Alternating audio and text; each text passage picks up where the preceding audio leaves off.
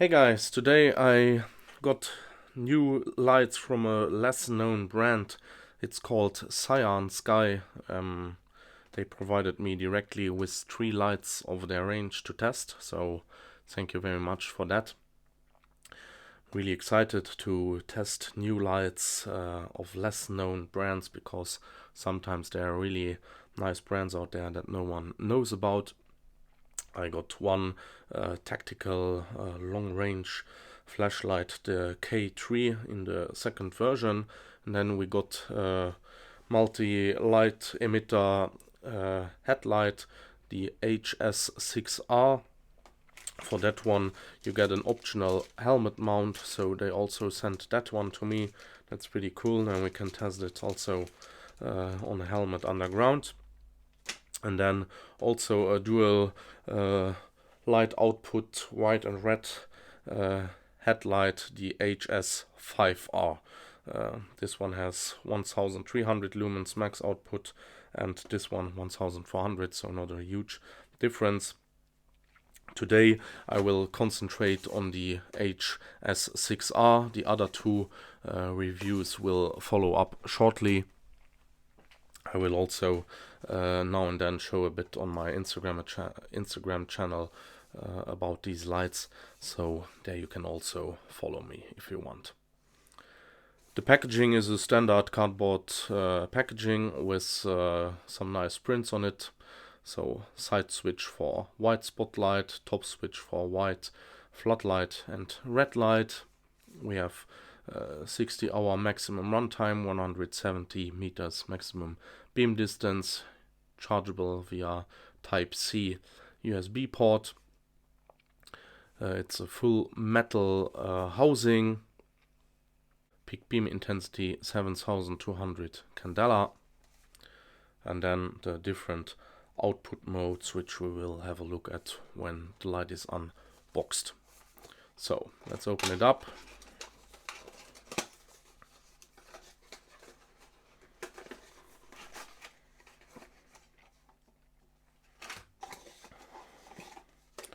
We have a warranty card.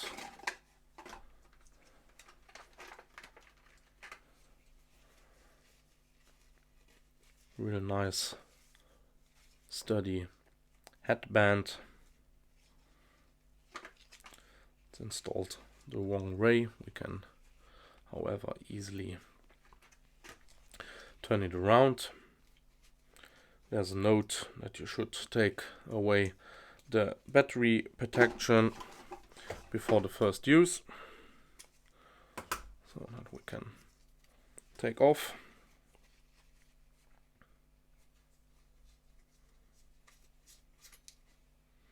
I already took it out. So here we have the battery that it comes with, 2600 milliamps.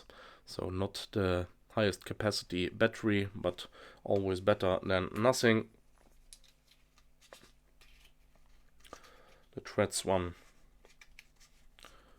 smooth, no scratching, nothing at all.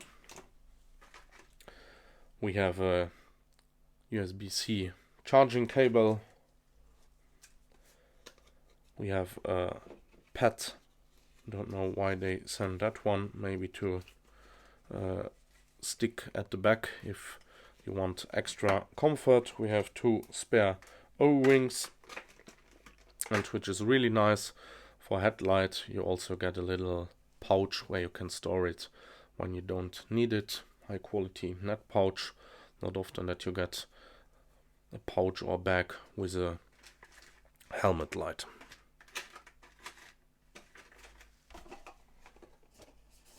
The manual is hidden on the box.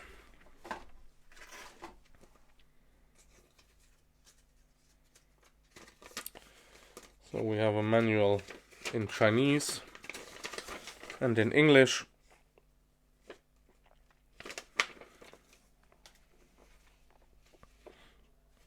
It's a pretty interesting mount. I will take away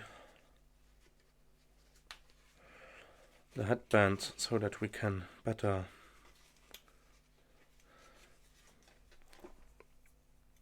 take a look at it. So it's full metal, so quite sturdy, and you can release it by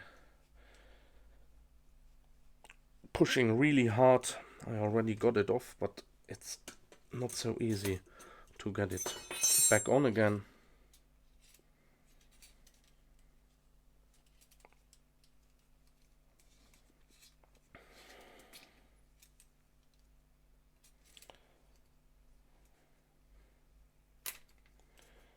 So, like this, you can completely free the light,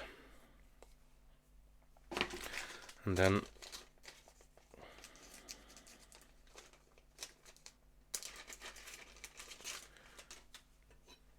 you can slip in the light to this plate that you can directly attach with the double-sided adhesive stripes to your helmet, so that's pretty cool.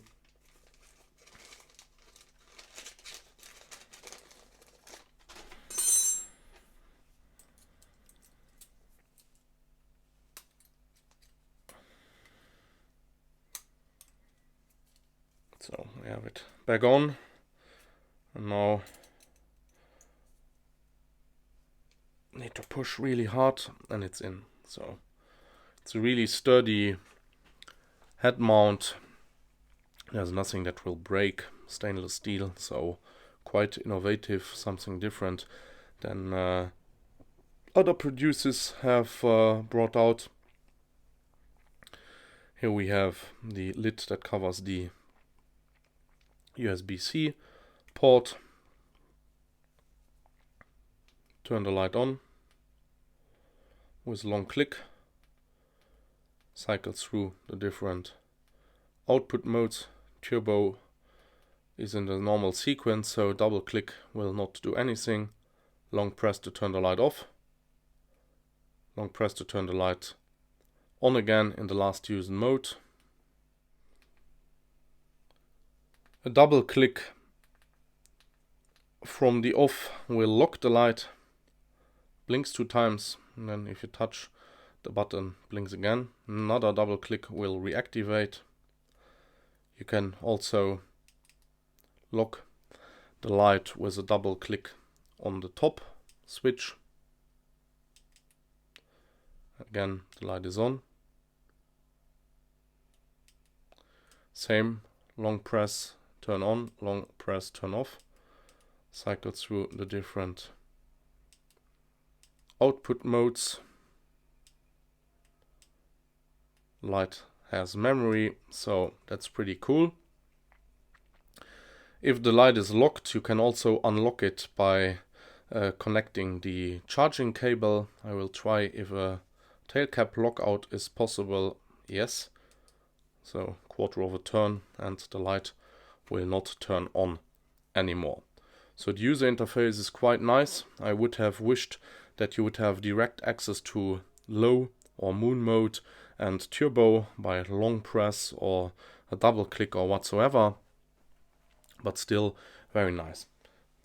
I'm gonna have a closer look at the user manual. As always, I will put all the technical specifications underneath the video so that you can have a look at them at your ease. So the main light, you see, it goes from 30 lumen to turbo with 1200 lumen. No moon mode, that would have been nice. One time 2 hours on the highest setting. We will test that in the ulbrichtball. And then you have the secondary lights that also have 30 lumen low, 150 medium, 500 high, and the red light will have 10 lumen and the red blinking also. So there's no strobe or SOS mode. That's good, I don't need it on a helmet light. It is 82 millimeters long, 41 millimeters high, and well, the diameter or the thickness is 37.7 millimeters without the battery, but with the head strap it's 118 grams. And then we're gonna have a look at what type of LEDs they used. So for the main spotlight they use one SST40 and one Luminus SST20.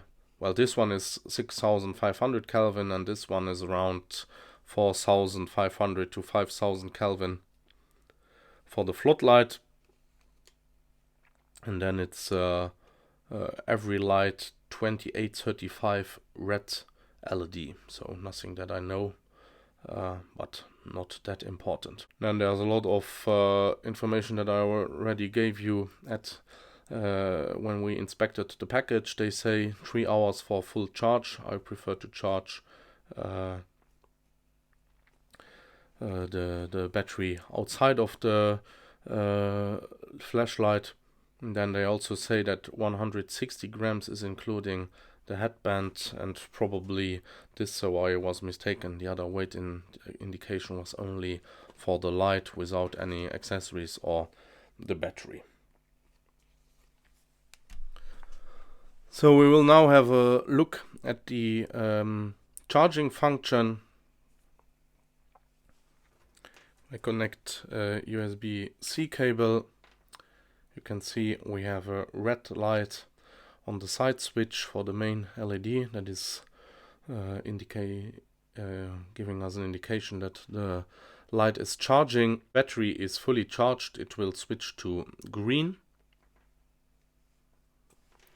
And this side LED also works as a battery indicator when the light is in use. If you just click it once, you see it is blinking green, so that means that we are between 50 and 80%. If it is solid green, it is between 100 and 80%, and if it shows red, it's 20 to 50%, and as soon as it is blinking red, it's below 20%. And there's also if the battery is very low, that the indicator LED will blink 3 times every second, so then it's really time to change. And the main light or the secondary lights, nonetheless in which mode you are, will also blink every 5 minutes, so that you know that it's really time to change the batteries before they die out. The light has a temperature regulation set with a timer. So if we are in the turbo with the 1200 lumen mode, the light will dim to 1000 lumen after 1 minute. If however on any case, or in any case, the light will get too hot, the temperature will also reduce down, and as soon as the temperature cools down again, the light will go back up.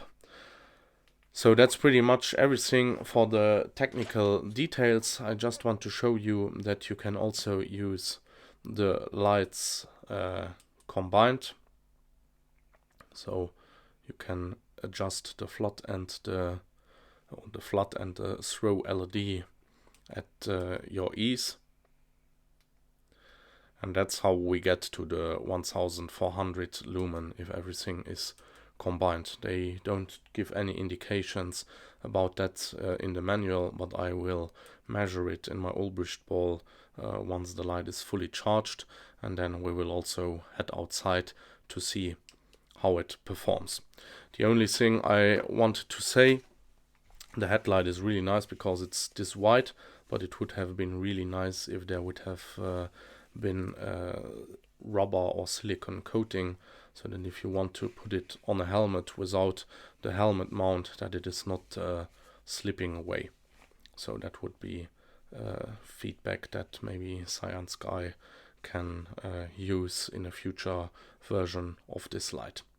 So I will turn the light off now, charge it, and then we will see each other outside. So guys, we are here outside with the CYANSKY HS6R in the main LED mode with 30 lumen. I measured 22 lumen. We have now the 150 lumen mode, which I measured with 125 lumen, the 500 lumen mode, which I measured with 410 lumen, and the 1200 lumen mode, which I measured with 1000 lumen. So the lumen indication are not quite met, but still in a acceptable range. I brought my dog, so don't mind him. We'll turn off the light, the main light now, and activate the flood in the 30 lumen mode, which I measured with 28 lumen, and then the 150 lumen mode, which I measured with 125 lumen, and the 500 lumen mode, which I measured with 460 lumen. Next is red light with 10 lumen, so plenty enough to preserve night vision, and then we have the red blinking. I will now go to the highest mode of the flood, so 1, 2, 3, and then I will also activate the spotlight in the highest mode, and the two combined I measured 1150 lumen, so we don't exactly meet the 1400 lumen that are indicated, but still it's a really nice flashlight. It's a nice user interface. I would have preferred a user interface where you can directly access turbo and the moon mode, or if there would be a moon mode, so 22 lumen is not the real moon mode. It's nice that there's such a low mode, but they could do a little bit better. For the rest, the build quality of this light really is to my liking, so I can't complain anything there, and I'm sure that in the future CYANSKY will bring out even more interesting lights. So I hope all the questions have been answered. If not, please put them in the comment section, and as always, please subscribe and hit the thumbs up button. See you soon, guys. Bye bye.